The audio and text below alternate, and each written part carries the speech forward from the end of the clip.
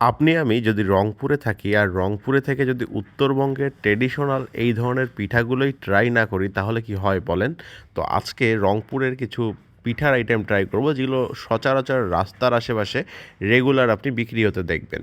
তো এখানে ভাপা পিঠা পাওয়া যায়, এখানে আপনার চিতই পিঠা পাওয়া যায়, এখানে তেল পিঠা পাওয়া যায়, আরও অনেক ধরনের পিঠার আইটেমগুলো পাওয়া যায়। তো আমি এখানকার ভাপা পিঠা ট্রাই করলাম। ভাপা পিঠার মধ্যে এখানে গুড় দেয়া হয়, নারিকেল দেয়া হয়, সব মিলে ভাপা পিঠাটার প্রাইস হচ্ছে 10 টাকা। 10 টাকা অনুযায়ী এই ভাপা পিঠাটা আমার কাছে ভালোই মনে হয়েছে, অন্যান্য জায়গায় যেমন হয় ওই রকমই।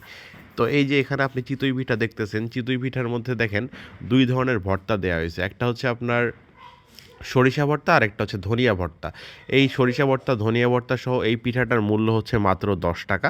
10 টাকা দিয়ে আপনি চাইলে এই চিতই পিঠাটাও ট্রাই করতে পারেন। আর রংপুরে আপনার শীতের সময় এই চিতই পিঠা, ভাপা পিঠা, তেল পিঠা এগুলো কিন্তু প্রচুর পরিমাণে রাস্তার আশেপাশে নিজস্ব এলাকায় বলতে পারেন সব জায়গাতেই বিক্রি হয়।